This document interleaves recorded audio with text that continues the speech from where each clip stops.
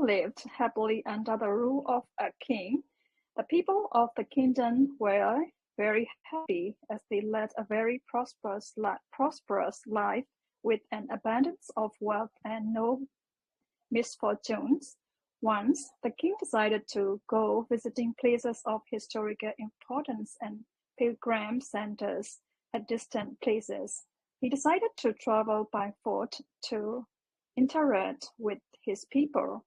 People of distant places were very happy to have a conversation with their king. They were proud that their king had a kind heart. After several weeks of travel, the king returned to the palace. He was quite happy that he had visited many pilgrim centers and witnessed his people leading a prosperous life. However, he had one regret. He had intolerable pain in his feet, as it was his first trip by foot covering a long distance. He complained to his ministers that the roads weren't comfortable and that they were very stony. He could not tolerate the pain. He said that he was very much worried about the people who had to walk along those roads, as it would be painful for them too.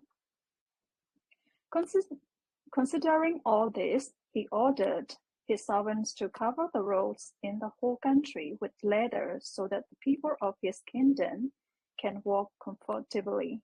The king's ministers were stunned to hear his order, as it would mean that thousands of cows would have to be slaughtered in order to get sufficient quantity of leather, and it would cost a huge amount of money also. Finally, a wise man from the ministry came to the king and said that he had another idea. The king asked what the alternative was. The minister said, instead of covering the roads with leather, why don't you just have a piece of leather cut in appropriate shape to cover your feet? The king was very much surprised by his suggestion and applauded the wisdom of the minister. He ordered a pair of leather shoes for himself and requested all his countrymen also to wear shoes. Moral: instead of trying to change the world, we should try to change ourselves. Thank you. Oh, Wow.